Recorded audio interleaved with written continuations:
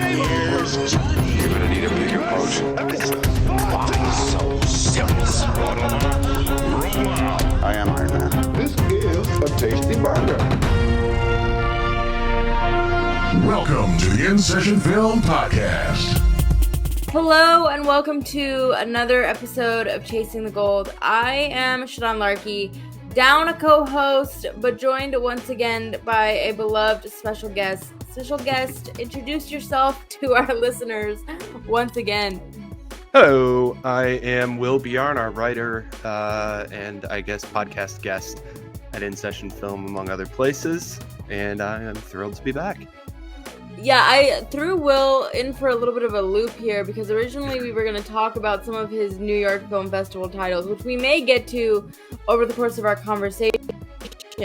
But I'm kind of at a point where it is October 23rd where we are recording this.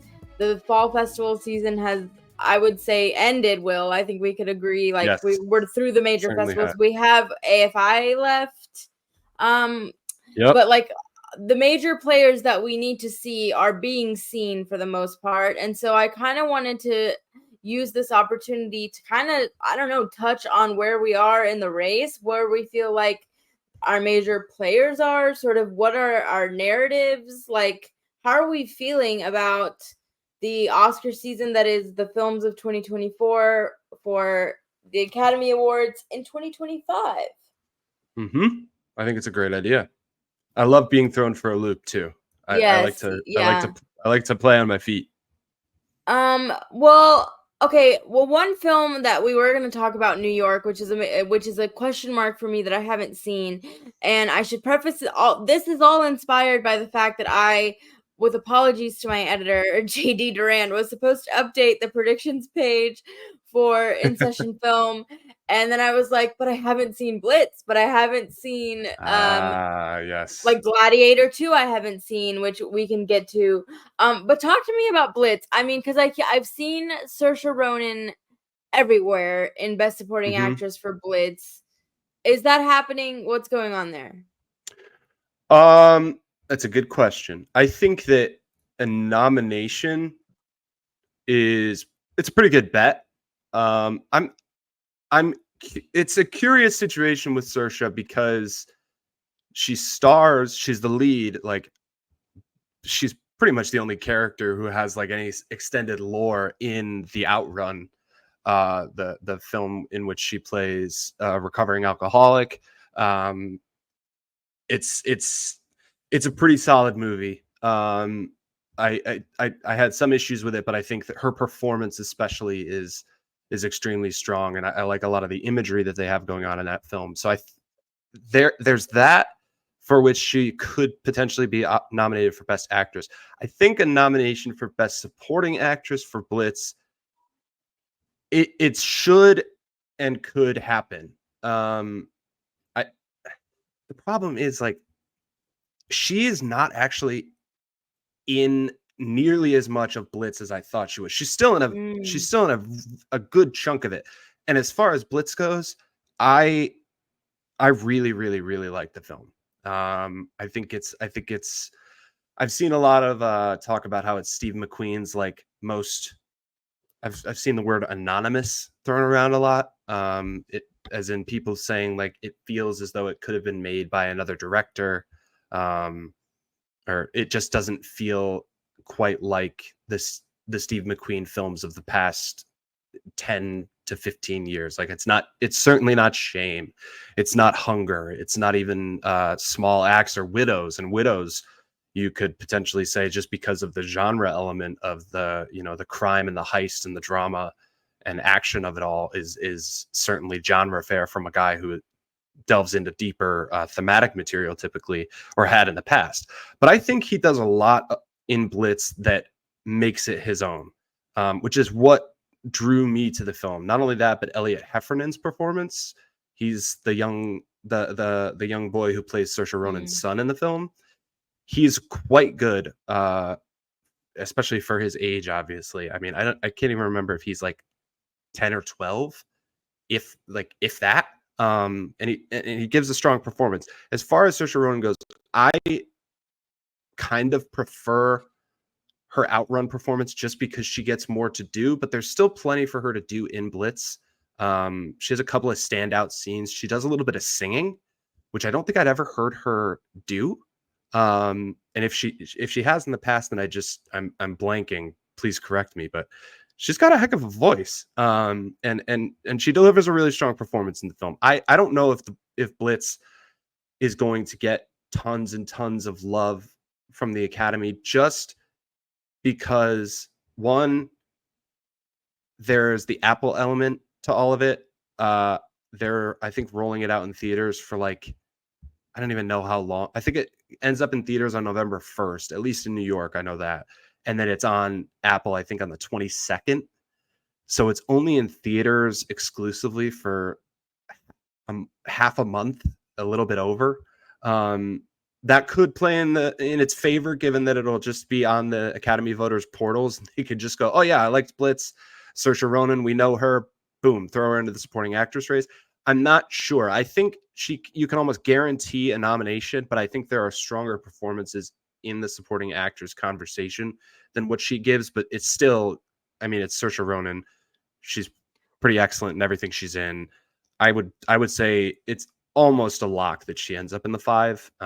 It just I think it kind of depends on how more people respond to things like The Brutalist with Felicity Jones and Aunjanue Ellis Taylor and Nickel Boys, things like that. And not to mention juror number 2, like I think Toni Collette has been getting some advanced predictions she's there. been So like rising in the ranks, because she wasn't on my radar at all for that, but people have been predicting her a lot too. So like, if you were to make predictions right now, would you have Saoirse as like a double nominee? You'd have her an actress and supporting? Because I think she's perhaps a strong enough like person within the industry to be able to pull that off. I Like, agree. she has the I cachet to do think, that. yeah, I think that I would say for now, yes. But I'm curious to also see what happens with the substance as we get closer, because I think if it starts to garner a lot of critics' love and then some precursor awards love, that Demi Moore could sneak into that category. It just kind of depends on, again, how voters respond to that. I know many people love the substance. I'm not in that camp, but I cannot deny the performances in the film. I think the film's actually pretty empty, but the performances are quite strong. And then I'm curious to see how people respond to 2 titles that did play at New York that will be getting, I believe, limited runs by the end of the year, in Mike Leigh's Hard Truths with Marianne Jean-Baptiste's performance, which is exceptional. If not for Mikey Madison's turn in Honora, I think I would give the Oscar to Marianne Jean-Baptiste, or perhaps the best performance I've seen this year from anyone who may or may not get in, again, depending on how people respond at the end of the year, Fernanda Torres and I'm Still Here. I mean, I had heard tons and tons of praise about that performance, and nothing prepared me for how incredible she is in that film. That film is quite good. I liked it a lot. Walter Salas's based on a true story film about a Brazilian former congressman who is kidnapped, and basically his wife has to pick up the pieces. Really good film, and Fernanda Torres is exceptional in it. So I don't know how people are going to respond to that. But short answer, as for now, I think Saoirse Ronan double nomination. A hesitant yes. But I don't think she wins either. Interesting.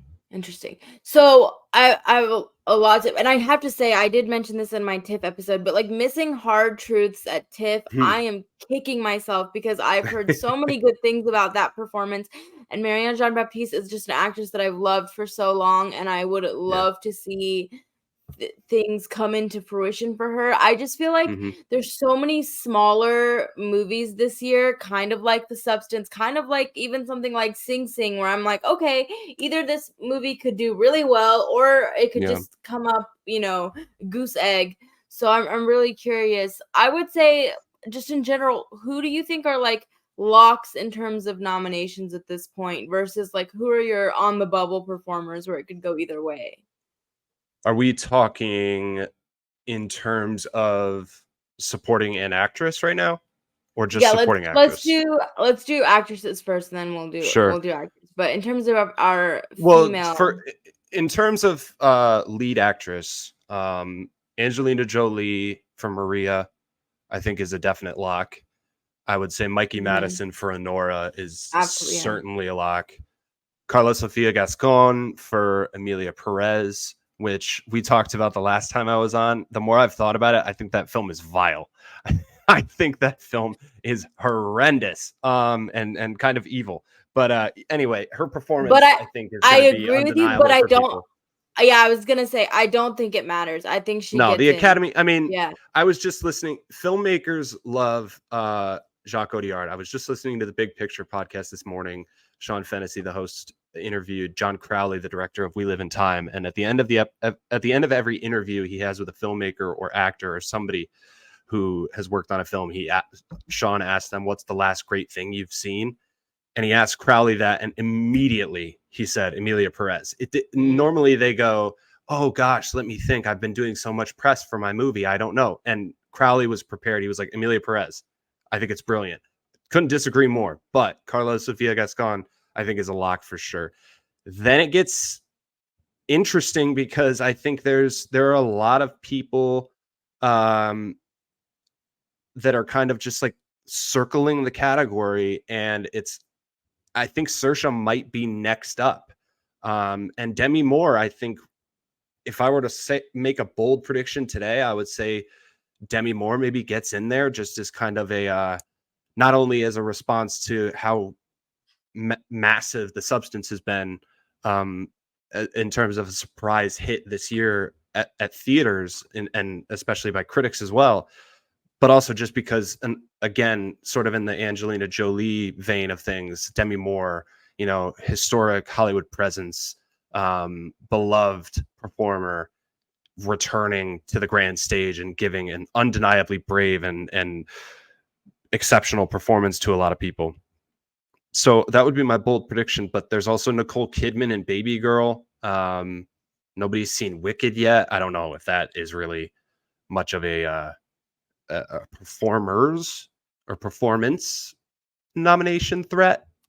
Certainly below the line is probably more where it gets into the race. But I mean, Cynthia Erivo, I have no idea.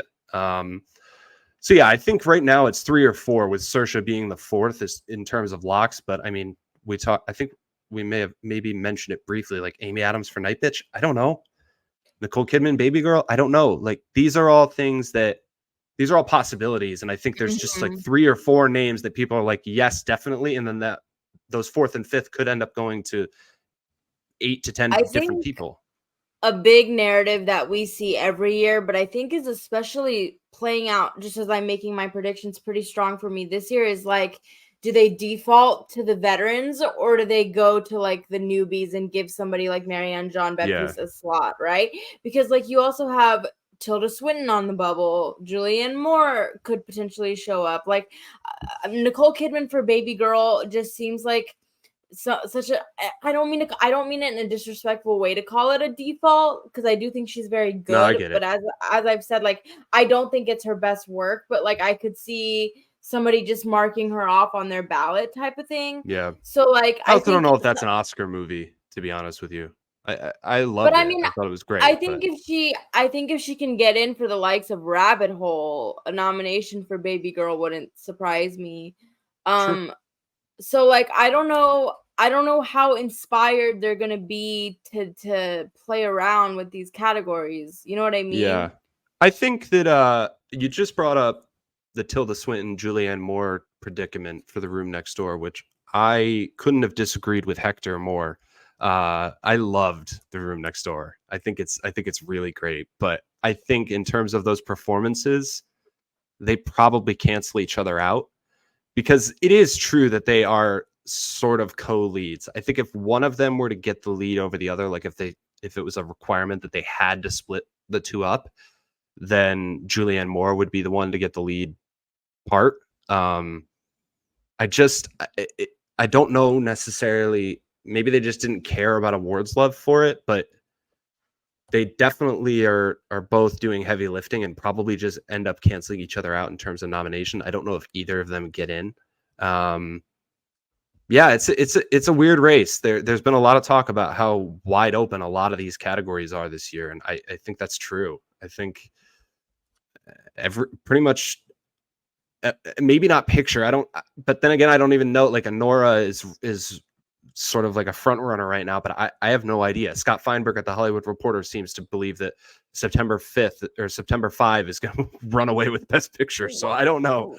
Let's talk about this for a second. I was wondering if you were going to bring it up or if I should. I'm sorry, and this is going to sound, I should know. Where would I even watch this movie? What is this movie? It's not out yet. Help me out. It's not out yet. Thank you. Because so it I'm premiered. Yeah, it premiered at Telluride, I believe, or maybe Venice. I can't remember actually. I want to say it was Telluride, but it's the story of I'll just read the synopsis since I have it up.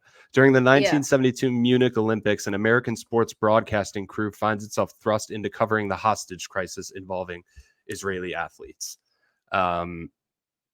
It's gotten a lot of critics' love from festivals, but it's a similar sort of love in my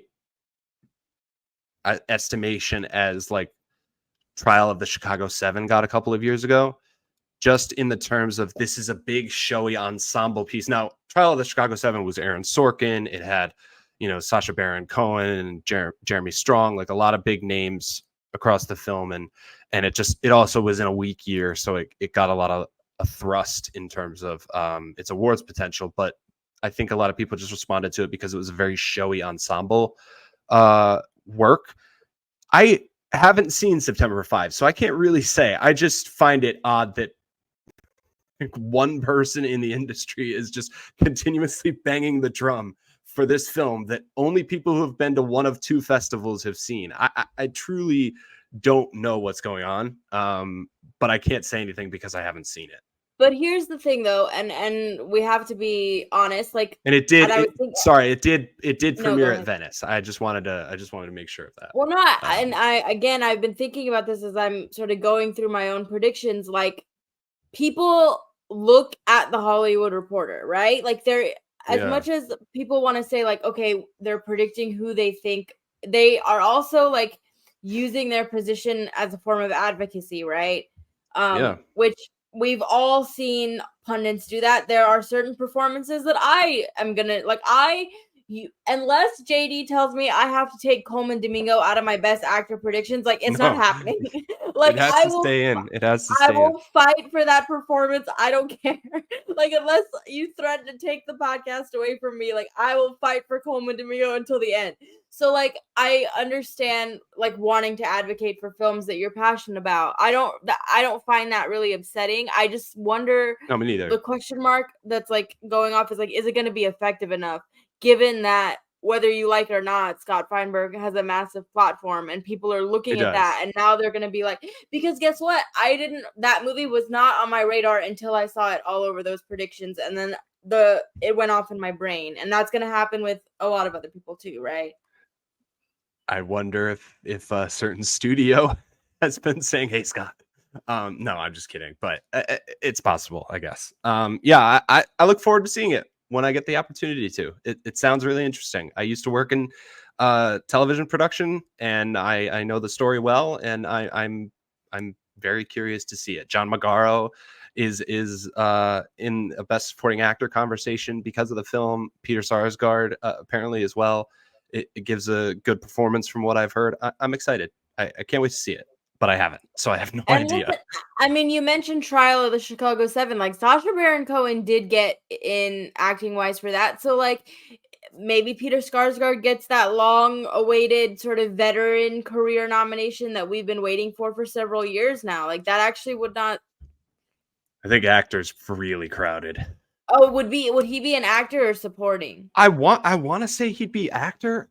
Okay. I'm double-checking again. I don't know. I don't know. I haven't seen the movie. Well, I don't know what's going on there. Yeah, let's talk about actor though, because I actually think actor is, in the past couple years, we've seen actress sort of be the very, very crowded race. I think actor is maybe a little bit more of an interesting race this year.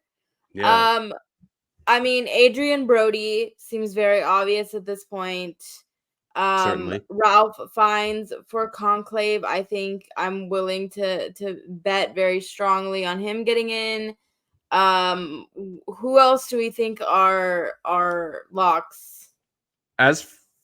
Right now, I think definitely Adrian Brody and Ray Fiennes. I think Coleman Domingo is a safe bet as well. Even though that movie has been starting to rescreen for Academy voters and apparently been getting really, really strong responses from those audiences.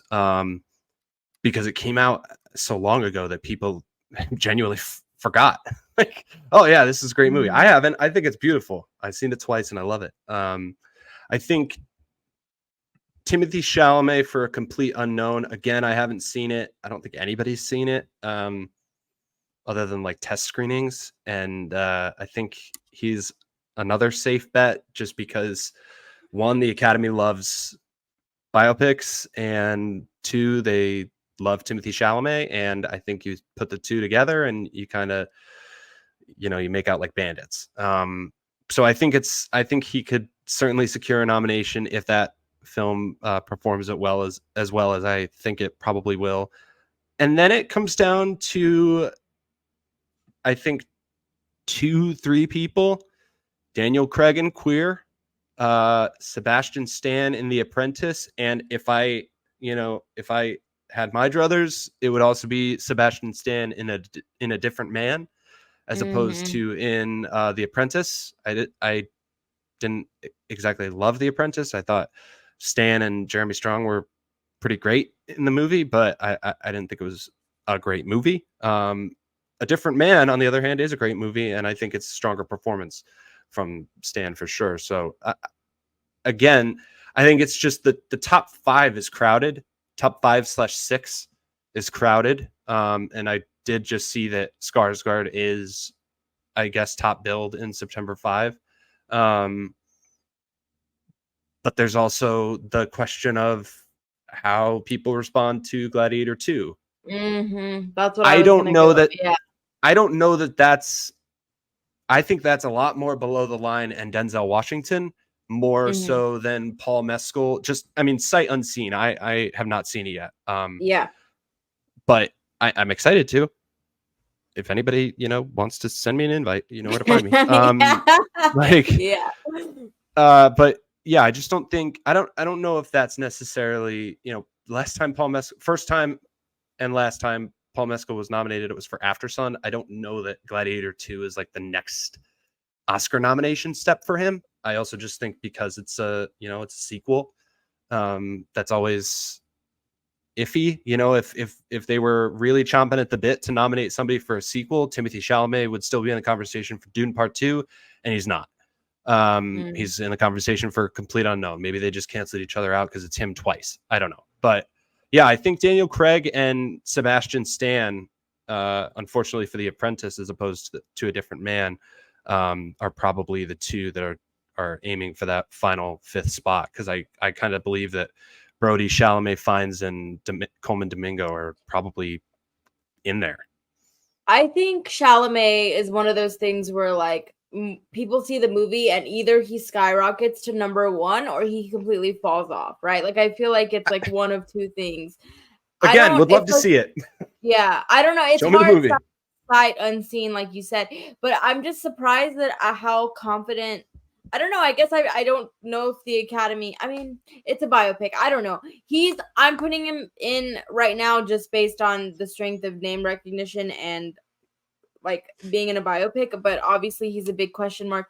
To your point about Gladiator 2, I just don't see that happening for Mescal. Like I don't really get why people are so confident. Like Denzel, I am very confidently putting in supporting actor at this point. And that's everything I've heard too. And he is getting the standout. He is the standout. He's getting the buzz. He is Denzel. He is, again, another actor that when they have an empty slot, I always think of like the Roman J. Esquire nomination. They didn't know who to put in, and they're like, Denzel's right there. Here you go. So like, I feel very confident in Denzel for Gladiator 2, but I don't really see where the Paul Mescal. I don't see where that's coming from. Yeah. Which brings me to like another one of my overarching questions that I always talk about, which is like, where do the campaigns come in? Because Coleman Domingo is going to be everywhere for Sing Sing. He already is. Like, he and Charming, like, just that man is everything. I think Sebastian Stan similarly is gonna be, you know, very heavy on the campaign trail for both of his films, I guess. Yeah. And his, you know, his chemistry with his different man co-star is Adam Pearson, right? Like, they have Adam such Pearson, great yeah. Pearson. They have such great chemistry together. So, like, I don't know, to your point, if he cancels himself out there, but I feel like he's going to be around, and I wonder if that in and of itself is going to be a bigger, like a big enough push. And Yeah. then Queer at this point, I don't know what to make of Queer. I I really, love Queer. Oh God, I love that. I love I that movie. well, like, I think, but is it one of those things where even if you don't care for the movie, it doesn't matter because he's Daniel Craig and people respect him, and like, you could it's make the always the argument that he was like very close to even getting in for something like Knives Out, and so maybe it's yeah. like, here's this nomination. Or, but here's the thing, Daniel Craig, I don't think is going to be as available on the circuit as other people. So then do people surpass him for that reason alone? I don't I don't know. know. I don't know. I think that I don't know how you campaign Queer having seen it twice now. I just I it's a weird movie. It's really audacious and bold, and it's certainly Luca Guadagnino's like biggest swing of a film to date, at least in my opinion. No, I And completely agree. I also think that Daniel Craig's performance in it is undeniable.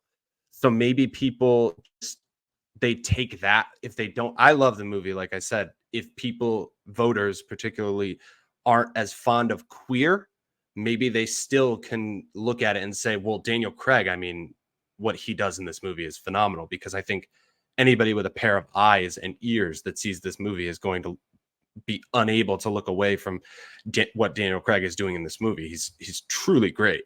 Mhm. As is Drew Starkey, but I think that's a I don't know that he breaks into the conversation. I just think I'd prefer Daniel Craig to make it in over something like Sebastian Stan for The Apprentice, or again, sight unseen, Paul Mescal for Gladiator 2. I just think I would rather them do what they've been doing in recent years. The Academy getting younger and more curious about different kinds of films and performances. I'd prefer them give a nomination or a nod to something as audacious as what Daniel Craig does in Queer, as opposed to we know at least a little bit of what's coming from Gladiator 2. Sebastian Stan as Donald Trump, like, frankly, I don't know that anybody wants to, start chiseling his name into an Oscar for portraying that presidential candidate. But yeah, it's a curious situation. I'm not entirely sure what No, to make of it. I think as of right now, like, Daniel Craig has my fifth slot for all of the reasons that we've been talking about. I'm just really curious how, like, again, him not being present or being present is going to be a factor. And then also, like, not to talk about the Marvel of it all or whatever, but like, I think somebody like Robert Downey Jr. can overcome that bias a lot easier than somebody like Sebastian Stan can. And like, Which is interesting, because I think Sebastian Stan has played significantly more interesting parts, at least in totality, over the last 6 or 7 years than Downey Jr. I mean, I loved Oppenheimer. It was my favorite film of last year, and at the minute is my favorite film of the decade. Notwithstanding the 2024 releases that might be, clamoring for its crown. But his performance as Louis Strauss was excellent, and still, that's like the only interesting role he's had. in a long while, whereas But Stan is Downey just like, let me do Jr. this, let me do this. Yeah, I mean, but Downey Jr. has like that again, like that narrative, like the veteran Certainly. actor narrative, which Daniel Craig has to his advantage. Um, which is again why I think he makes it in. So let's talk about the supporting players because I Yeah, think both of those categories are pretty open at the moment. I mean, I think like supporting actress like Zoe Saldana seems very solid to me. I Um, agree. I feel very strongly about Danielle Deadweiler. I know people do. I'm not saying. I just say I agree with you. I'm putting her in, but I feel like a lot of people are not. Um, That's I because they think she's the lead actress in that film, which is correct. The fact that she's submitted and supporting is stupid. yes. But Well, that's whatever. category. They do what they want. Absolutely, yes, Yeah. yes. No, it is. It is. But we kind of talked about this last episode. I am not. I'm just not gonna put Selena Gomez in until she starts getting nominated. That's where I stay. Like, if Yeah. she starts picking up nominations, okay, I'll change my mind. But as of right now, she's not in my 5. I've seen a lot of people predict Isabella Rossellini for Conclave. She's That's like weird to me. not. It's such a weird. She's not in that much of the movie. I'm sorry. Like, I don't get. There's one scene. So that would be a very strange nomination. So, to your point, I Yeah. mean, maybe that's why Saoirse does get in because like there's not that many people. And Yeah, like the more I Ingenue think about Ellis, it, yeah. yeah. The more I think about it, I think it's safer that Saoirse Ronan gets in for Blitz. Just because I think this is like top 2 cemented, and then it just kind of fills in from there. Felicity Jones for The Brutalist, I think personally should get in. Saoirse Ronan for Blitz, I would put in as well. Yeah, Selena Gomez, I don't know, man. Is this But a safe Isabella space? Rossellini, they're this is a safe space, yeah. Well, no, go ahead. Say what you're gonna, and then Well, I'll tell so you I my was big yeah. controversial. My thing about the Isabella Rossellini performance, I think it's solid. It's good, and the movie is great. Like I had a lot of fun with the movie. I don't think people should be thinking about it too hard. I think it's actually kind of silly. It gets into some deeper stuff towards the end, but I like the movie. There's a difference between Isabella Rossellini's 20 minutes in Conclave and Mahershala Ali's 20 minutes in Moonlight. Like Mm. he gets 20 minutes ish in Moonlight and owns the movie. Like it's his movie over the course of those 20 minutes, and you miss him when he's gone, even as you're sucked into the rest of the movie as it continues. Was not all that particularly invested in Isabella Rossellini's character. I thought her performance is solid. I just if she gets in there, I think that's another one of those like It's a name elder check. stateswomen of Hollywood, Yeah. of cinema history, and Hmm. she's lovely. I think she is good in Conclave. I thought she was pretty great for the screen time she had in La Chimera last year. I like Isabella Rossellini a lot. I just don't see her sneaking into this when there are so many other people like Felicity Jones, like Selena Gomez, as much as let's go to this safe space. What do we have? Well, let me just say this about Isabella Rossellini. I was shocked watching Conclave because I was like, why aren't they giving her more to do? Like she's an icon. Yeah, Like you have Isabella Rossellini here. Like she just like I was like any other actress could have been this role. Like you didn't need to put one of such a great actress and not really give her much to do. So that's kind of my issue with that. yeah. No, my safe space thing that I wanted to talk about is Felicity Jones in The Brutalist. I was not expecting that. Okay. Yeah. This is I wasn't a fan of what she did really. I think, and I don't think it's her fault. I think the way that character is written is one of the weaker aspects of that movie that really bugged me. And I just What bugged don't you? I think it's like a thin I think she exists to serve his character, and I don't think she Mm, really has like her own personality or like her own she has a moment of agency, I guess, towards the end of the film, but even that is to serve the Adrian Brody character and not necessarily yeah. herself. And like I feel like I think she's a long-suffering wife character. I really do. And I not really agree. much more than that for me. I agree. She's certainly that. My opinion on it, and I totally hear what you're saying. I think she does fit the bill of that part. However, I think what Jones does with the character and what the character, some of what the character does, even if it's in service of the Brody character, and we're trying not to spoil, so we're being very Right, vague. right. Yeah. It you know it transcends the bounds of that character, how it's handled typically. I think it's even if it's just getting over the line. I think for me, it's one of Felicity Jones's better performances. Well, that's because she's such And an underutilized actress, though, because even if you exactly, look at A Theory of Everything, she's also the long-suffering wife in that movie. Like, she's she kind of just that in everything except for like yeah, on the basis of sex in Rogue One. It's a very odd exactly. situation for her. Yeah, yeah. And I will say, I think with Felicity Jones too, like maybe she just didn't know, or maybe the way the character, because I feel like the second half of the movie she's much stronger, and she sort of like I feel like understands what to do in that performance.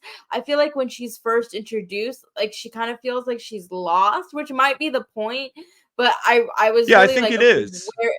Yeah, I don't know. I I was just I think it confused is. by like. I was like, where's she going with this? Who is she supposed to be? What kind of character is she supposed to be? I think the thing, and again, we don't have to like rehash the brutalist here, but I think with the performance there as Ersabet, I think that's the point. I think the point is that she's a woman who's just emigrated to America. Uh, you know, doesn't know she's can't remember what her condition is, um, but she's sick, and she's confined to a wheelchair for a little while. And I think she's one figuring out how to navigate the world, in terms of literally getting around, but also as a woman who's not from this country, whose husband is suddenly in this power position. Um, I think she's really trying to find her footing, and she's seeing that Laszlo is a little farther along in getting used to this country. He's got connections. He's you know in a position where he's getting to build all of these different things, and she's like, what am I? But still goes beyond the let me just serve him. I mean, yes, a lot of what she does is in service of the Laszlo character, and I think maybe that might be fitting to the time period that the film takes place in as well. But I don't know, I think it's a really strong performance, and I think that I mean, I also hate to say it, but the Academy loves wife roles. I mean, yeah. Well, I here's the mean, thing. I think, and I'm looking at Variety's predictions right now, and they have her at number sure. 7. I think that's entirely too low. Like, I think as of I right now, agree. she absolutely is in the top 5. But I think she gets in on the strength of The Brutalist and on the strength of like Yeah. Felicity Jones as an actress. That performance for me, and to your point, the fact that like we can't even name what her condition is, it's like a big Well, problem. I just can't remember. Yeah, but no, I but just I can't don't remember. think, maybe I'm wrong, but I don't think they make it clear. I think maybe it's like malnutrition or something, like just because of obviously everything she had gone through. But I just think that there's just such a disservice to her, and I'm very bothered by I don't know. I said that's one of the weak points of that movie to me that could have been handled better, and Hey, I, to I'm each their bitter own. about This is why film is one of the more fascinating topics in the world, because I can see something that you don't, and you see something that I it. don't, and Yeah. that's what makes conversations all the better. Out of curiosity, I'm not looking at Variety. What are the 5 that they have? So and they have. Which I don't. So they have Saoirse Ronan for Blitz at number 1, which I disagree with. They What? have Zoe. Yeah, they have Okay. no offense to Clayton Davis, who I adore. They have Zoe Saldana for Amelia Perez at number 2, which she's currently my number 1. Like I think I would Zoe. agree for Yeah, sure. I think, and then they have Danielle Deadweiler for The Piano Lesson at 3. I was gonna ask you Monica Barbero for A Complete Unknown at number 4.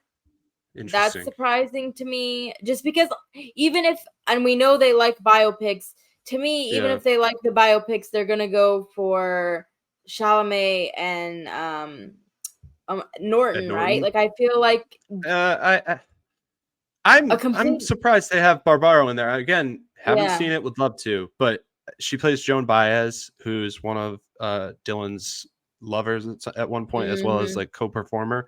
I'm curious to see what she does in the movie because I think the first time I saw her was Top Gun Maverick, and she has just been like bouncing around and getting cast in all these projects, but I haven't seen her in a ton since.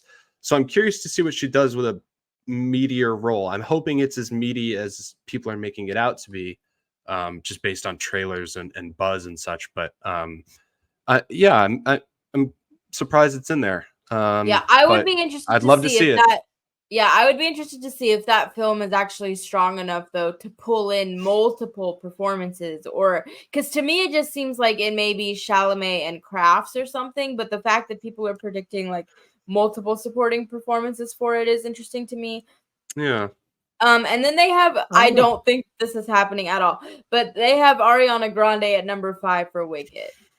Okay. Which like there's no universe where like Ariana Grande gets in over the likes of Felicity Jones or even Selena Gomez. Like if you want to talk about like the battle of the pop star, which like let's take a second to pour one out for the fact that like Joker 2 has completely like No, I'm not has going to pour one fallen. out for that. I'm Well, not going to pour one out for that in piece of terms shit of movie.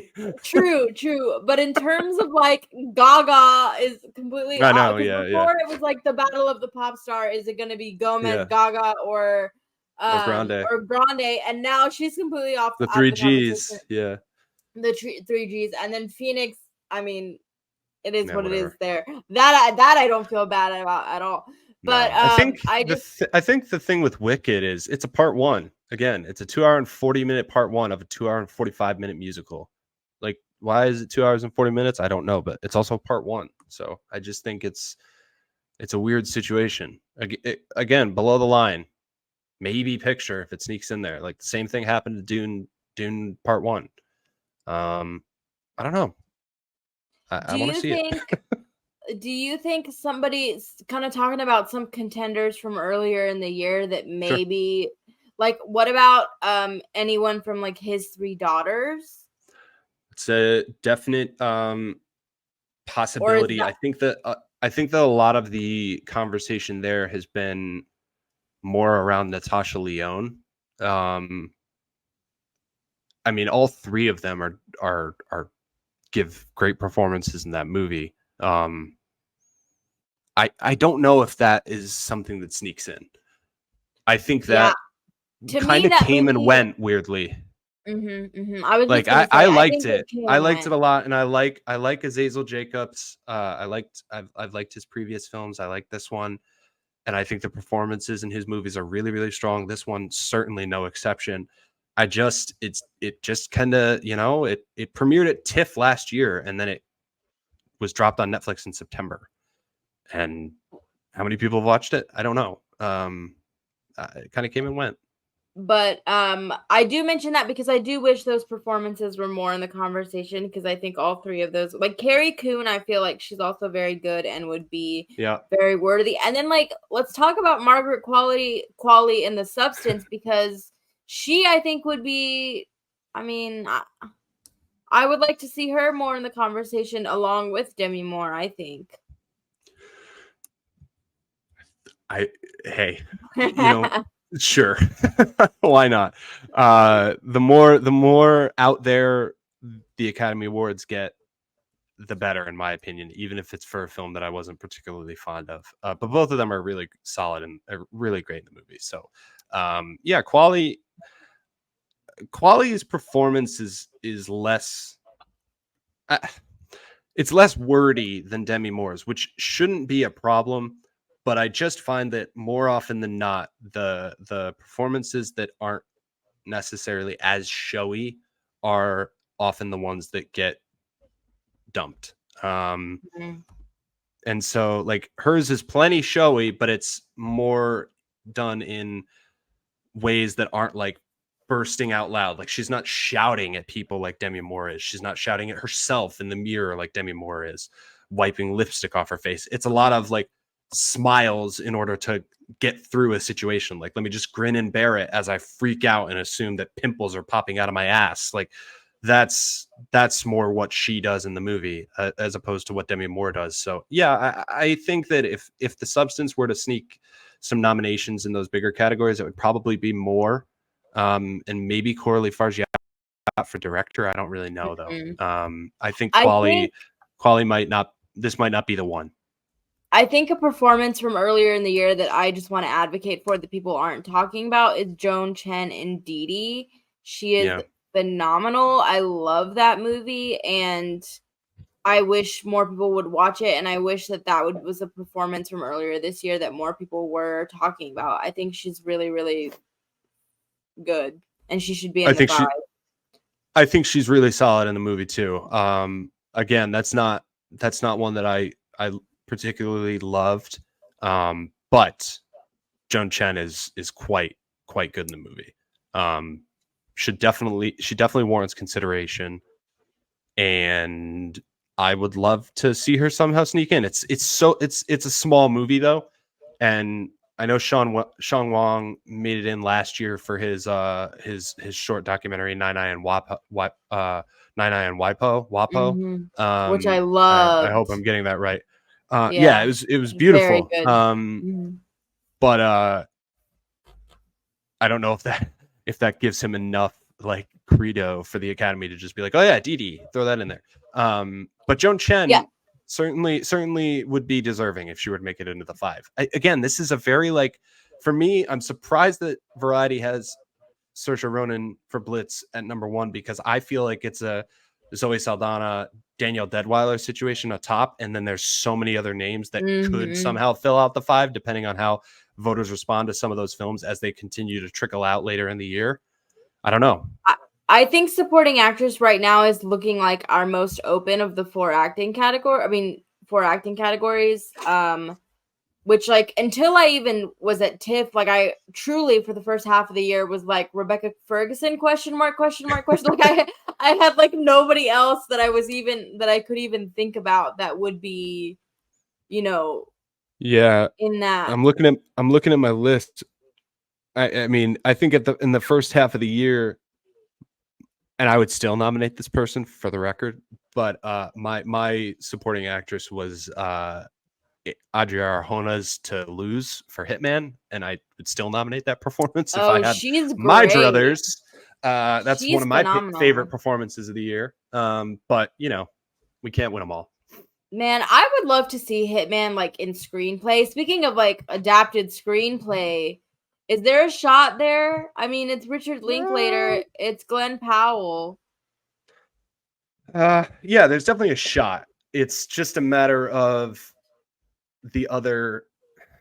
See, it's hard because I think Sing Sing is certainly there. I think Conclave is there. I think Nickel Boys is there. Dune Part 2, and then there's a lot of other titles. Piano Lesson, Amelia Perez is adapted. Nobody's seen Nosferatu yet. And Robert Eggers, I think, is a genius, and I am highly anticipating that film. Me too. So long story short, maybe. I think Hitman has a chance. I think it has a chance. Hitman is going to be a Golden Globes player and nothing else. That is where Hitman is going to go. Let's talk musical about or comedy. Yeah. Where they throw all of the ones that they can't fit into the actual 5 for the Oscars. No, musical and comedy is when they want the famous people to show up, and they want Glenn Powell to show up and for all the fangirls to watch the show, so he'll be nominated there. That's how that's going to go. And because he's deserving. I think he's great. He is very deserving, but yes. Let's talk supporting actor. So Denzel, for me, definitely in there. Yep. Guy Pearce, definitely in there. Yep. I see Stanley Tucci being predicted everywhere, so I'm gonna say Stanley Tucci currently is maybe in the 3 or 4 position. I see you shaking your head. I agree. I don't know. But I do think he's Stanley Tucci. Like, he has a book coming out, so he's gonna be on a book tour. He has a very popular book though. It's a like cooking memoir, yeah, Okay. type book. His show on CNN, I think, has won him multiple Emmys. He's gonna be Yeah. doing the Devil Wears Prada sequel. Yep. He's out there doing cute little videos with John Krasinski. Like, I feel like the Tooch is gonna get Tooch. in on name recognition there. I have Clarence Macklin because, again, Sing Sing until the end, but I am not as confident. He has certainly slipped, I think, um, in a lot of people's predictions. But like Edward Norton, question mark, question mark. I actually kind of think this category is cut and dry, and Tucci, Oh, and Norton are not in the predictions that I would make right now. all right. Well, go Um, hit me. Personally, my 5 would go a little something like this, not in order. I'll go alphabetical order. Kieran Culkin for Real Pain, which is a really really strong second film from Jesse Eisenberg, and Kieran Culkin's great in it. Clarence Macklin for Sing Sing. I really, really want to see him there. Guy Pearce for The Brutalist is one of the best performances of the year and would be my winner in this category if I had my Me choice. too. Me Um, too. Jeremy Strong for The Apprentice, and Denzel Washington for Gladiator 2, alphabetical order. That would be my Well, 5. that's I don't know about Tucci for Conclave. I know he's a name, and I know that movie is certainly going to be a hit amongst voters. I just don't know about performances beyond Ray Fiennes. I think that's such his movie that it's hard for me to be like, yeah, anybody else gets in. I think Picture is in contention. I think Fiennes is certainly in contention. I don't know about Berger and the director conversation.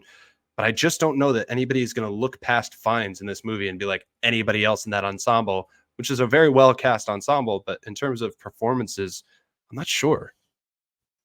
I mean, if I had to pick another person other than Fiennes, I would pick Tucci, but I do agree with everything you just said. I think A Complete Unknown, if it becomes a thing and if Chalamet gets in, I think Norton gets in too, just because like he's Edward Norton, the Academy loves him. He's playing like the manager type role. Yeah, So and then the narrative that I keep seeing is like, which is interesting that you have both Strong and Culkin, because the narrative that I keep seeing is like, oh, it'll be one of the Succession boys and not the both. Succession boys. Yeah. I mean, they both give really good performances. I don't know. Again, I need to see the likes of A Complete Unknown in September 5 because John Magaro is another name that people are floating around. He's on the come up, Past Lives, a number of Kelly Reichardt films. I really, really like him a lot, but I need to see it. And Edward Norton, again, another elder statesman in a biopic that could go one of two ways. It could be a dumpster fire, or it could be a crowd pleaser, or it could be both.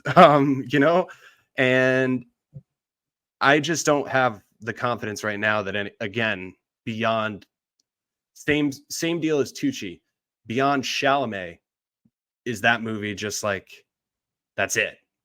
Right. So Well, I and don't know. other contenders we haven't mentioned are the men from Anora. That's A I would huge love question that, but I mark don't for see it me. happening. Really? Yeah, I just think that again, I think that's like a Sean Baker Picture and Mikey Madison sort of situation because those guys like Yuri Borisov is really, really great in the movie. But had you look, I hate to be this cynical person when it comes to the Academy, but had you heard of Yuri Borisov before you saw Nora? And they love an ingenue, but you'd heard of Mikey Madison before seeing Nora. She'd been in Once Upon a Time in Hollywood and a Scream movie. Like those are two huge films. And now she's, the ingenue star of crowd pleasing, critic darling, comedy drama thriller-ish situation from a beloved filmmaker and Sean Baker. I would love to see any of those gentlemen, especially Yuri Borisov, make it into the conversation for Honora.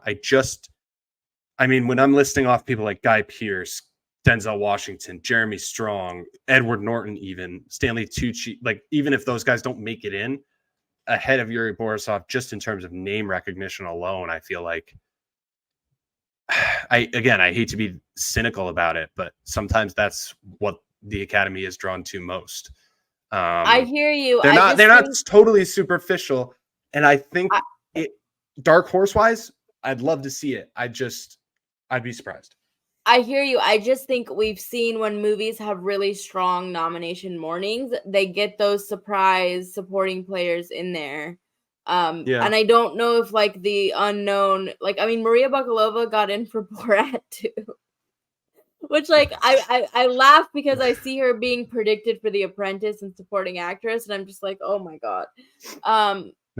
But so I don't think it's out of the realm of possibility, and I just think both of those men in Honora really made an impression on me. So I wonder if that's gonna play.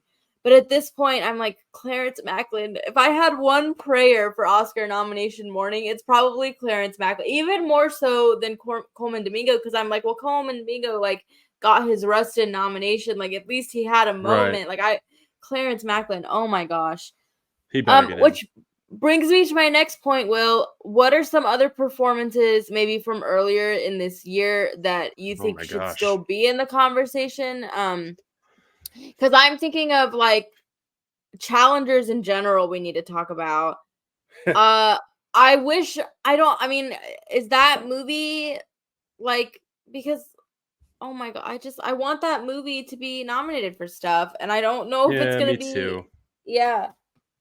I do too. I don't think so though. I love that movie.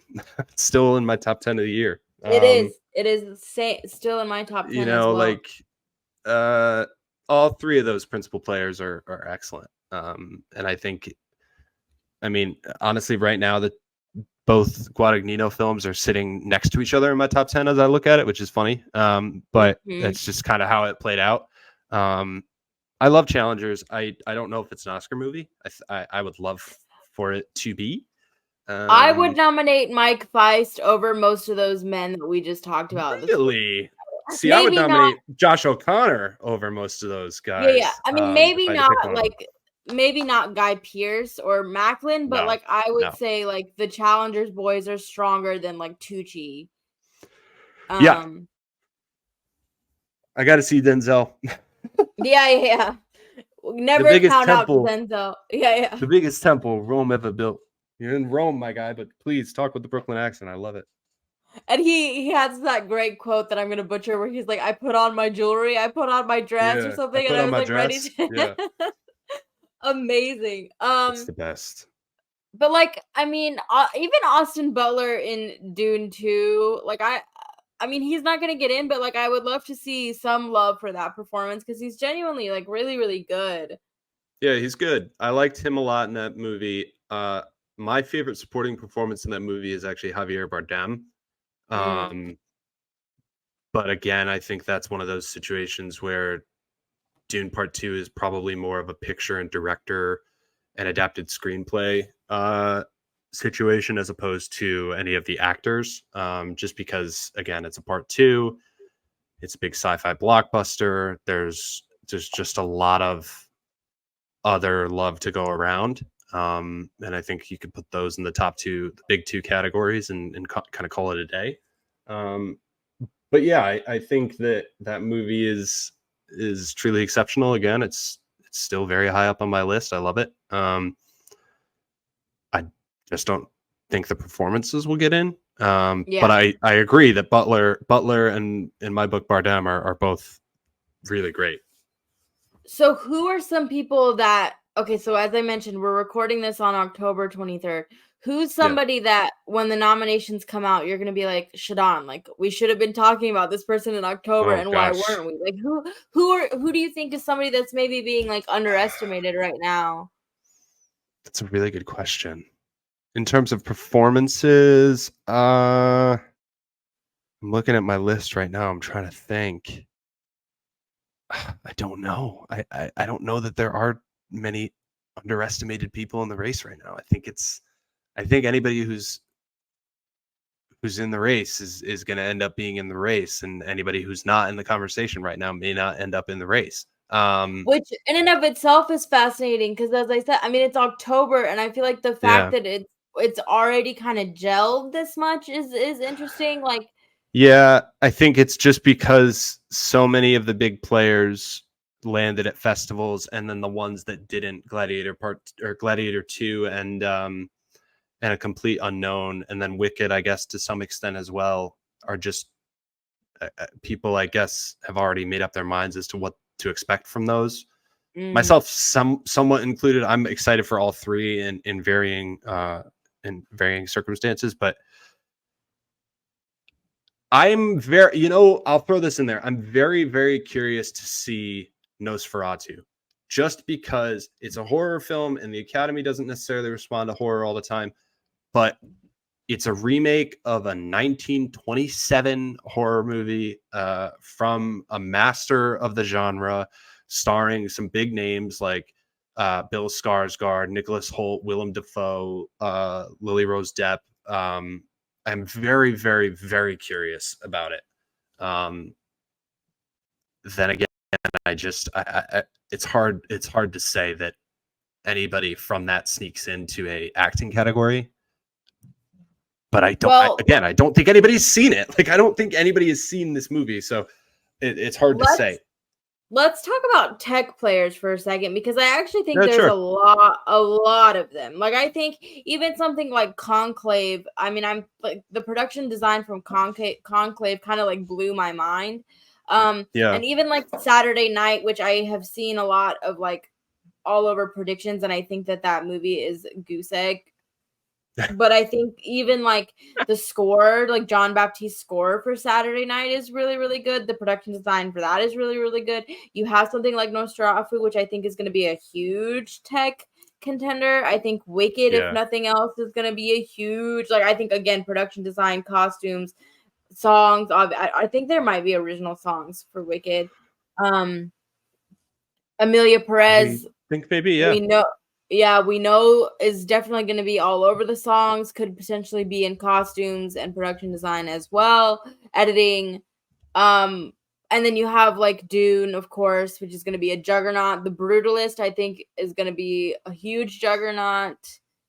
And then you have questions like, does Challengers pick up a sound nomination, or does Furiosa kind of overcome the box office stink and pick up some tech stuff?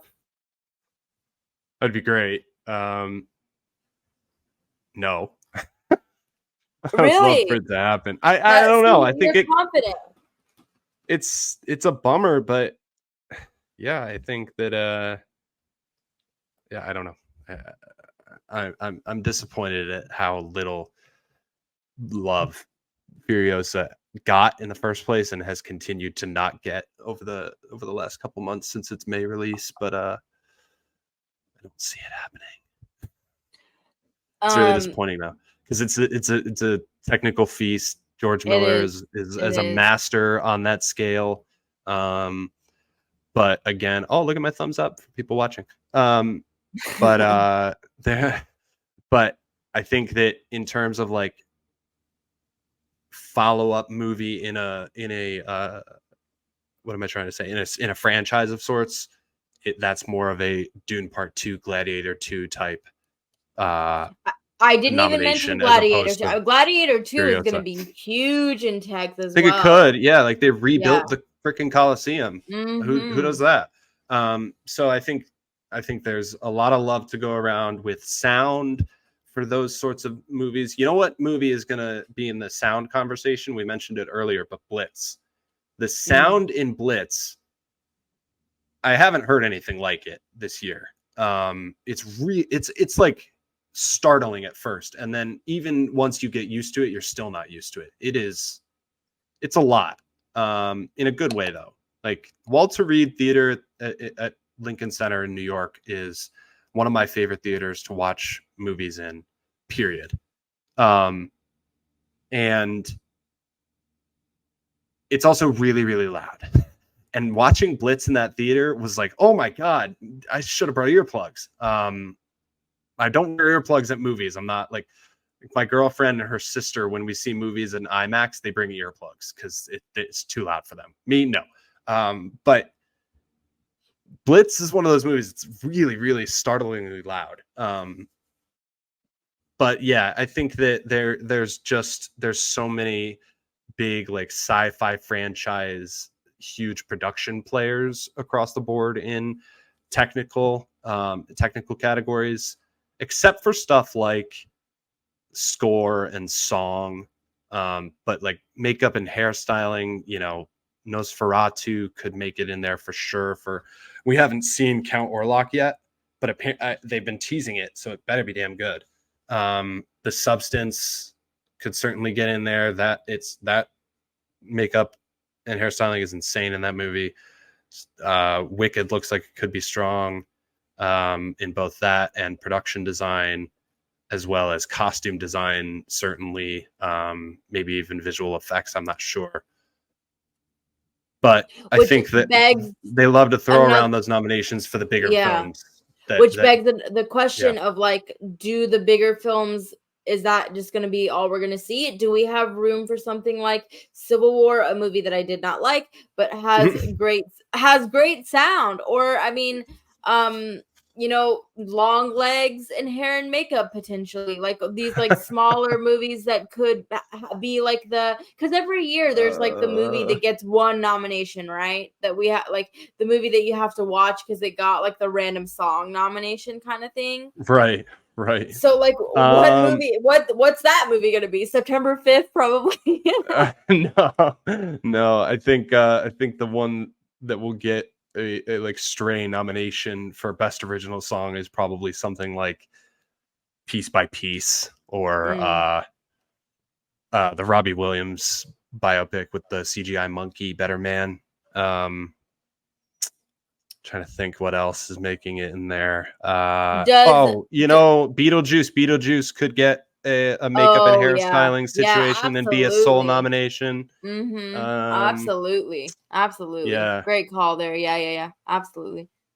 Forgot about that one. So yeah, I think that it's kind of sparse in terms of how many movies could sneak in there. I'm looking right now at a prediction and visual effects. They have it's a next best pictures list. They have here in visual effects the Robert Zemeckis takes place in one corner of the universe movie. It'll be shortlisted or whatever, but I don't think it's actually gonna end up, But there's dinosaurs, Shadan. Yeah, you're gonna be like, remember what I told you about the dinosaurs and you laughed at me? You laughed, and now they're holding a statuette. No, definitely not. And now we have it on the podcast. CGI monkey. Yeah. What was I going to ask you? Now the CGI monkey is all I can think about. No. Okay. Forget the CGI monkey. I had a question, but I lost it. But what I will go to next is, as I mentioned, or maybe I forgot to mention, the two categories that you cover for Chasing the Gold are adapted screenplay and international feature film. So I cannot let you go without talking about the two categories in which you are my expert. So let's talk about adapted screenplay first. What do you have right now? As far as adapted screenplay goes, my money would be on, I'd throw Conclave in there. I think Dune Part 2 makes it in there. I really, really, really pray that Nickel Boys gets in. It's just a remarkable adaptation. My review just went up on the site today for that.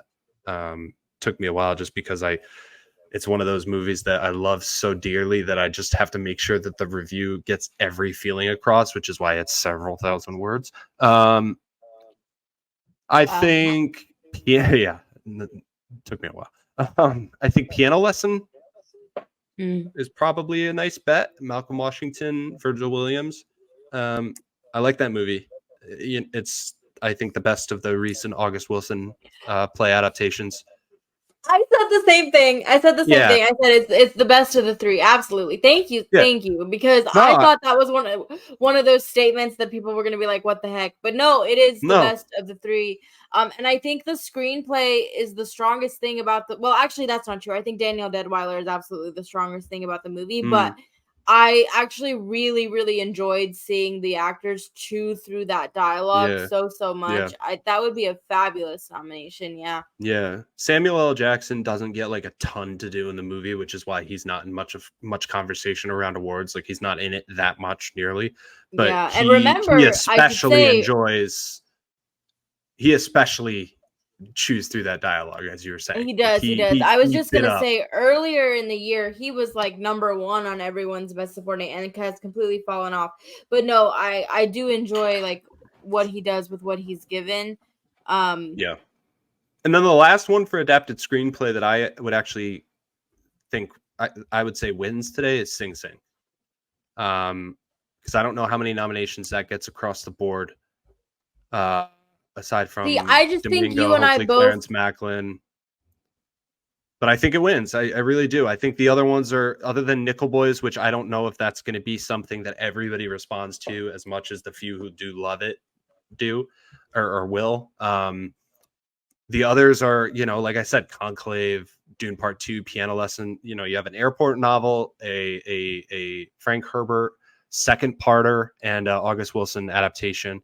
And then you have Sing Sing, which is from a magazine article and is rendered so beautifully on film. So, like we were talking about earlier, I think Hitman could sneak in. I don't know if it gets into the 5 based on the other 5 that I just listed off, but I would give it to Sing Sing today. What were you going to say? I think you and I are both higher on Sing Sing than most people are. I think we're putting I it hope places not. because we love it. I hope not. I think hope it's a Best not, but I Picture think nominee. I really do. I think it's a Best Picture nominee. I think it's towards the top of the list there too. Same with Domingo. I don't think it's going to get into director or anything. I think it's probably like a four and done in terms of Coleman Domingo, Clarence Macklin, Best Picture, and Best Adapted Screenplay, and that's it. And that's okay. But I think it wins Adapted Screenplay. I really do. Does Luca Guadagnino get in for the queer? I don't think so. It would be for Justin Kuritzkis, but I don't think so. You're correct. Sorry, but yeah. Yeah. No, you're good. I just love Kuritzkis. I think he's a brilliant adapter. And I don't think so. I think that what makes that film so interesting is that it's much more of a he adapted William Burroughs as a person more than he did the novel. And I also just think it's a very dense piece of work material and very, very, what's the word I'm looking for? Like hallucinogenic or hallucinatory type of work that transcends more visually than it does through words. So I don't know that he gets in for the script. I do love the script, and I think it's really smart what he ended up doing, making it a story more about William S. Burroughs than an actual one-to-one with the novel. But I'm not sure. Well, you mentioned that you really liked The Room Next Door. Do you not think that Pedro Almodovar is a strong enough name to get in there? I think he's definitely a strong enough name. I just think the other screenplays might get more love across the board. I've been seeing that I'm sort of in the minority in terms of how I feel about Room Next Door. It's one of my favorite movies of the year so far, and I haven't seen that response from many others. I know Brian Teorico from RogerEbert.com loves it. I loved it. Plenty of people do, but not nearly enough that I think it gets the same amount of love as personally I would say it deserves. I think it's in the conversation for adapted, but doesn't get in at the end of the day. I think that movie could go nominationless, honestly. I can see that too. I think we're not discussing Emilia Perez because again our biases are getting in the way. I think that I think it's one of like 5 to 7 that should certainly be in the conversation in terms of like could get in or will get in. Yeah, maybe I did let my bias get in the way a little bit there.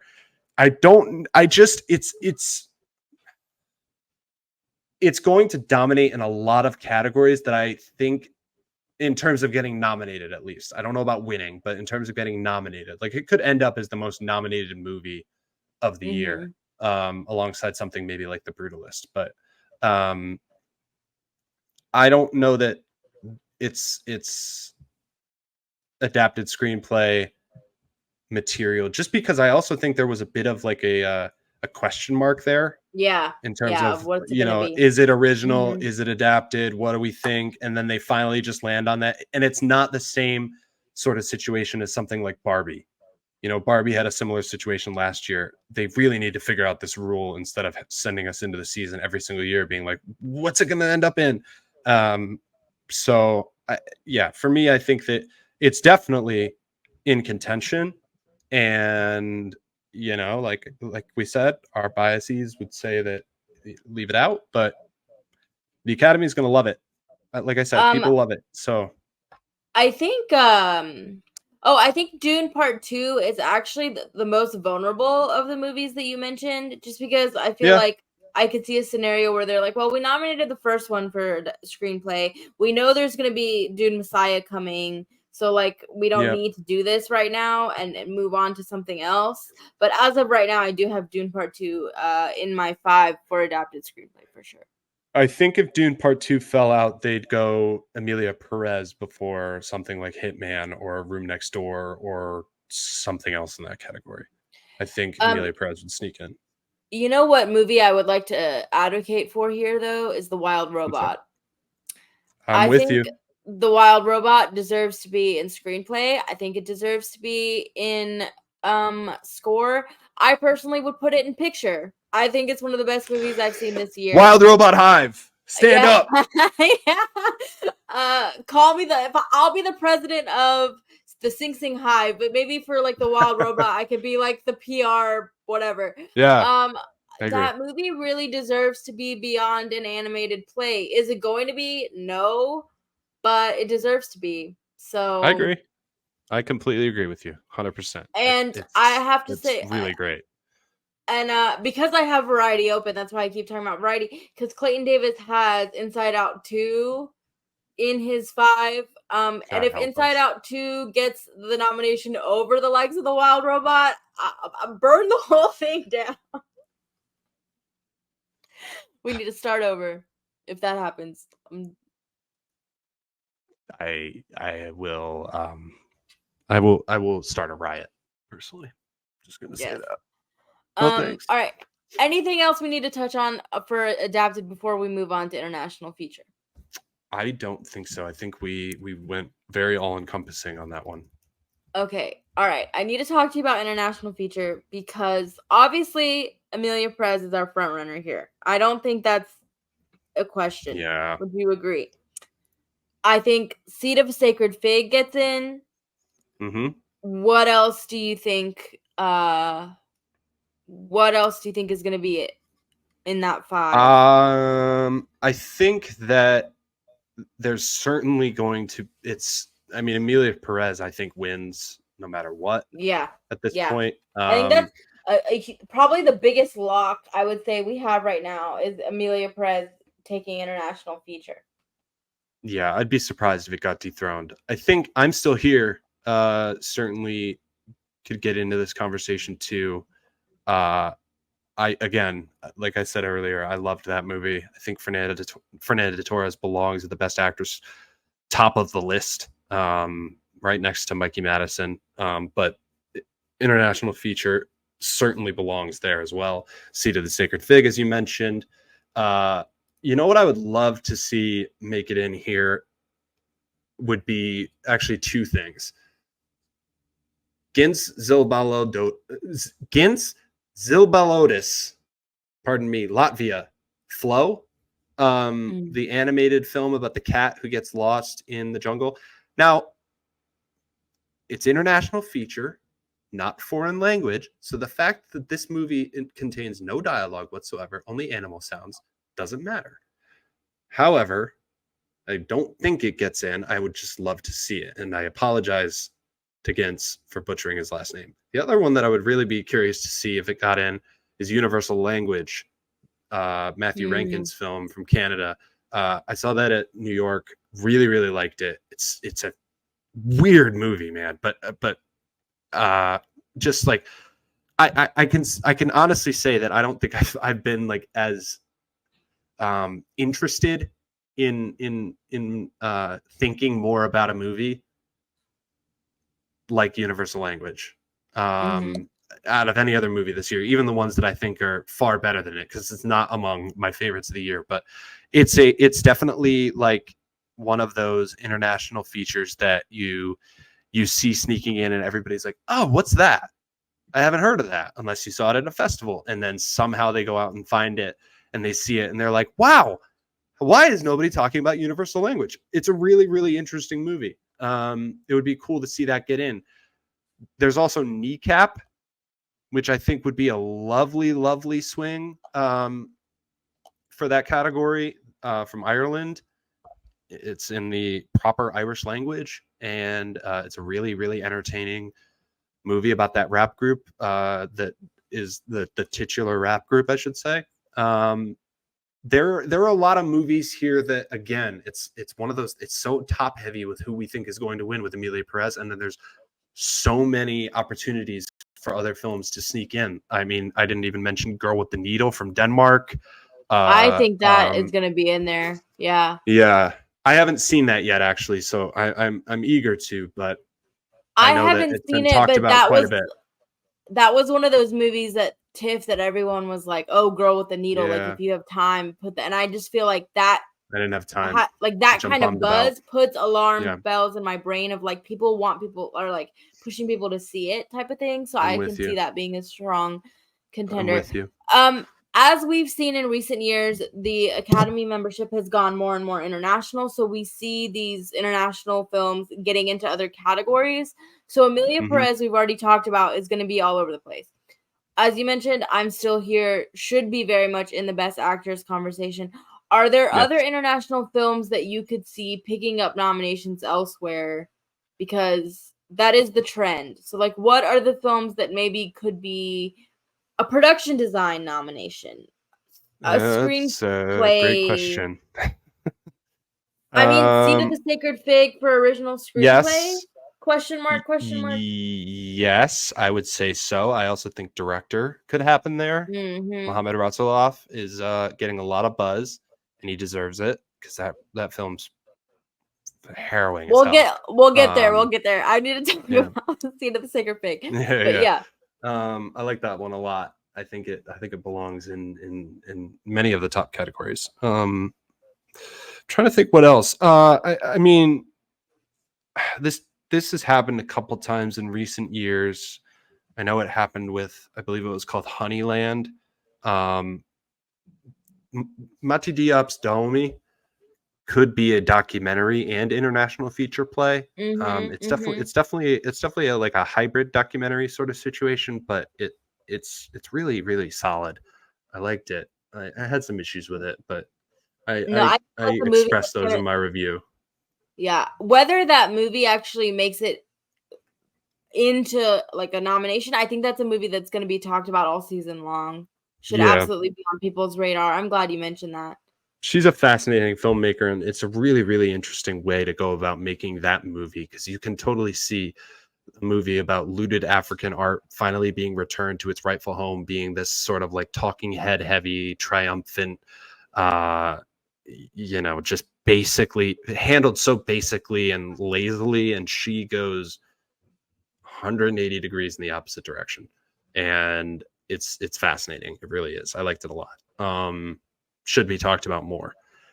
So that could happen. Unfortunately, I don't know that anything. I mean, Flow is one that certainly belongs in animated. That's for damn sure.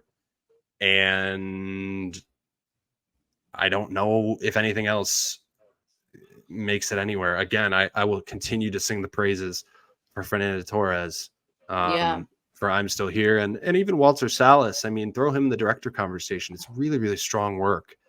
It's I think it's 140 minutes, but my gosh, it is constantly moving. This movie, the pace is undeniable, and just like you don't want you constantly are clenching your seat, and as much as you wish the tension would subside for a moment, you don't want to let go because you're so invested in what's happening to this family, especially this mother and spouse next.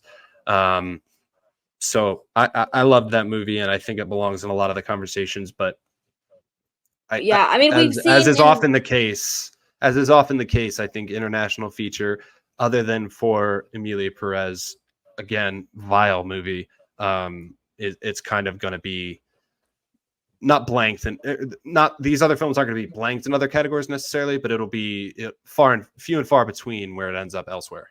Well, I was gonna say, because like we've seen in recent years that an international director has made it into the 5, and I think that's gonna be ODR this year, right? Like that's I think, yeah, Odiard, I think Rasulov could as well proceed to the Sacred Fig, but there's the looming threat of Coralie Fargiat with The Substance. And I mean, she's a French director, so she is an international director, but that film is an American production. yeah. So I think she probably actually gets in at the end of the day, again, depending on how precursors go Oh, for The Substance.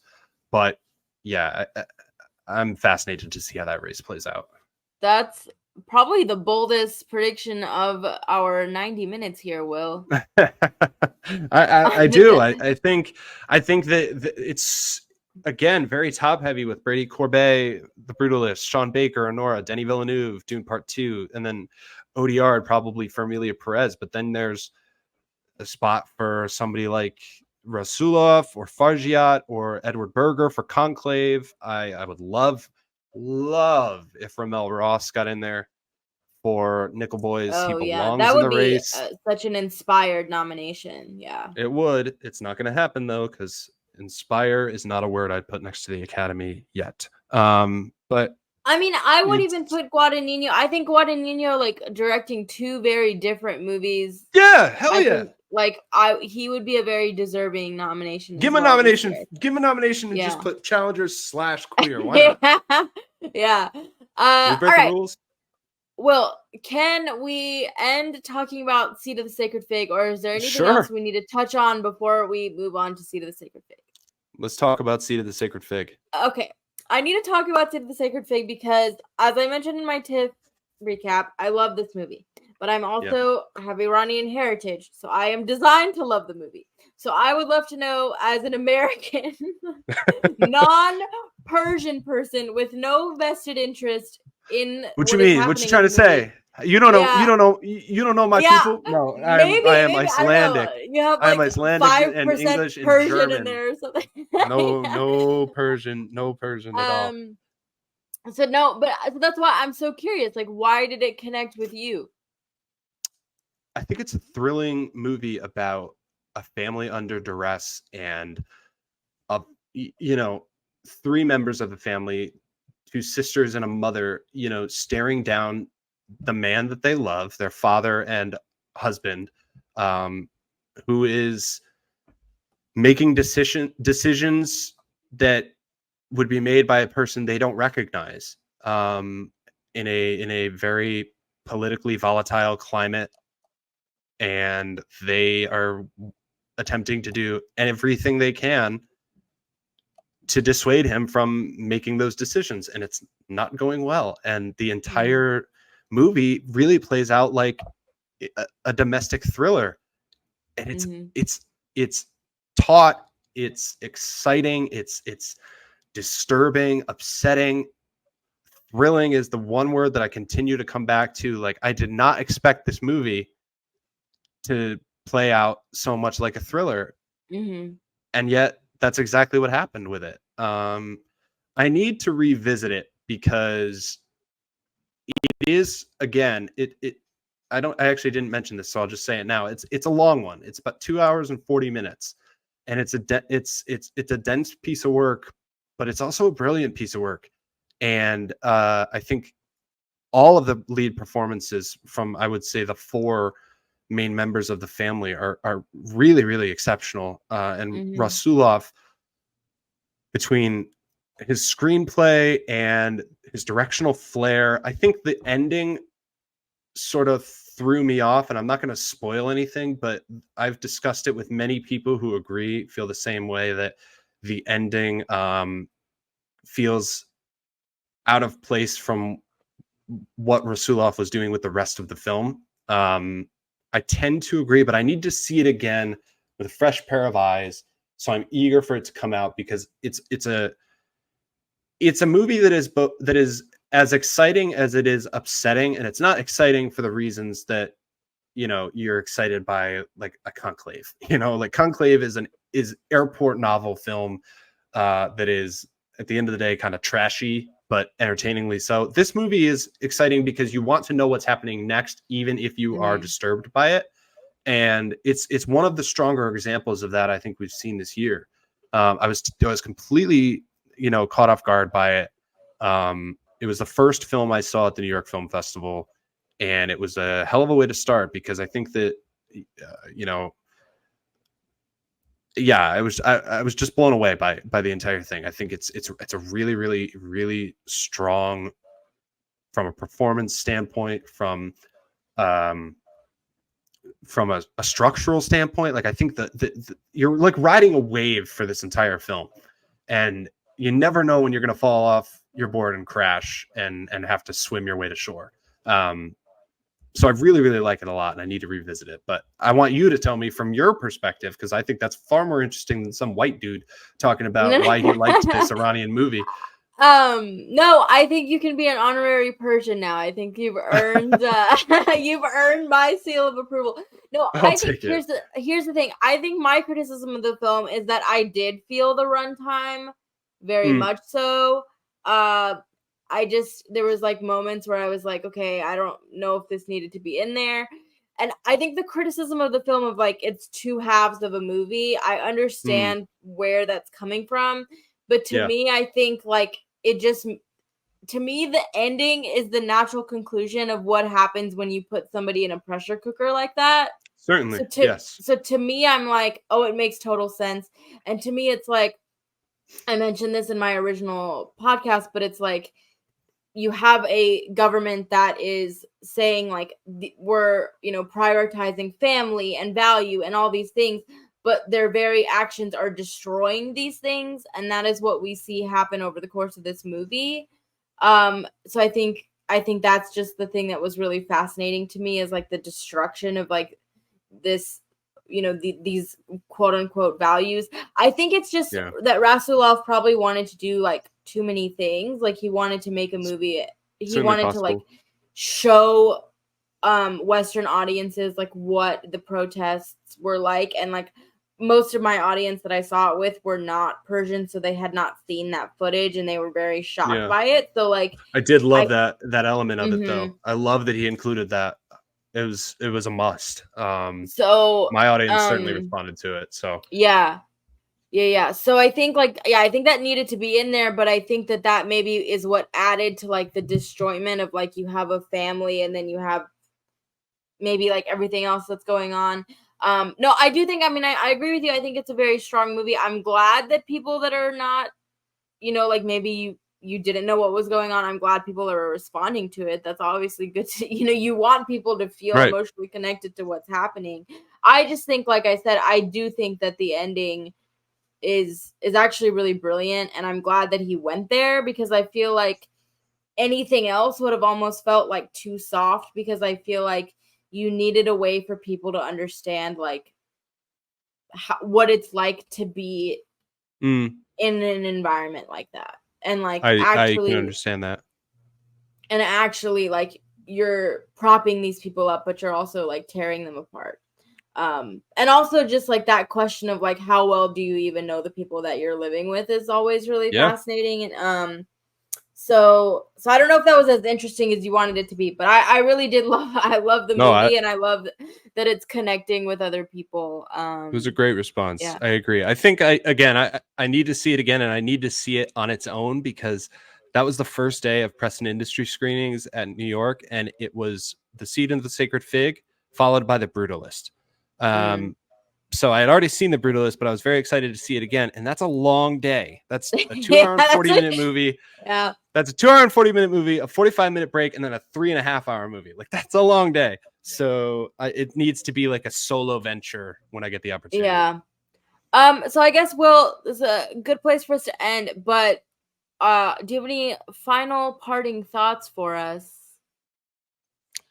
Put your money on Sing Sing. No, I'm just kidding. No, that's actually. Why would you kid about that? I'm not kidding about that. No, I want it. I don't want to be kidding. I just don't want to get anybody in financial trouble. I got to look out for the people. No, it's always a pleasure to be here. I love discussing all of these films, ranging from favorites of the year of mine to the Emilia Perez's.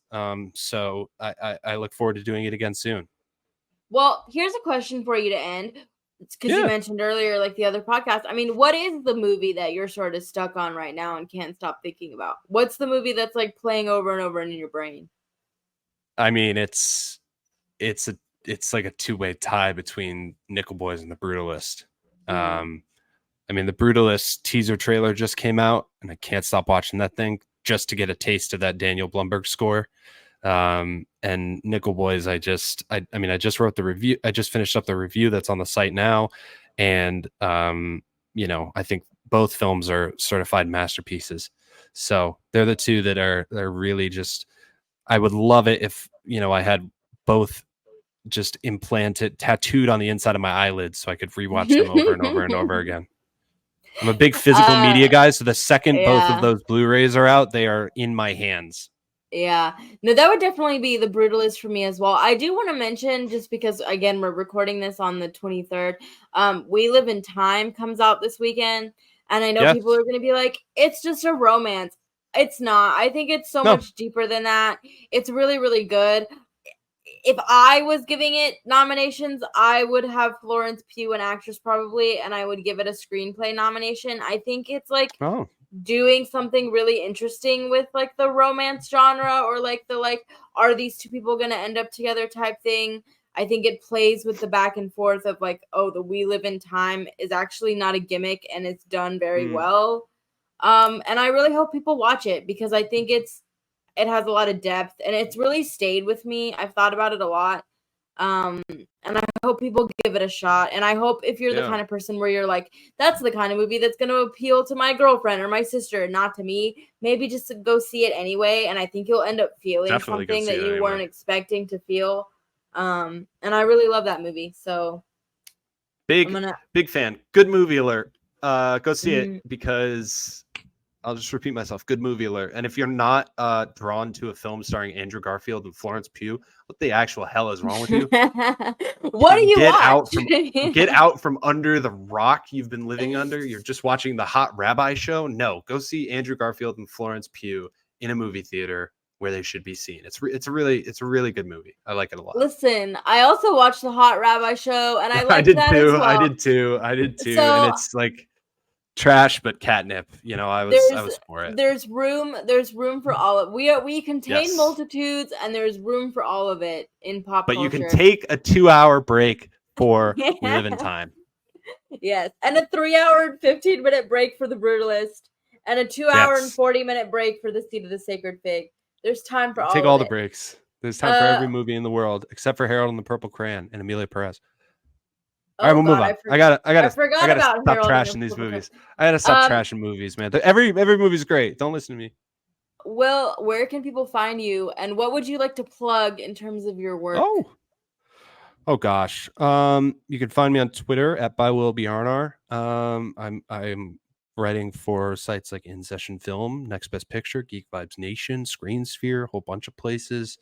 Letterboxd, it's just my name. You can find me on this podcast when it's published.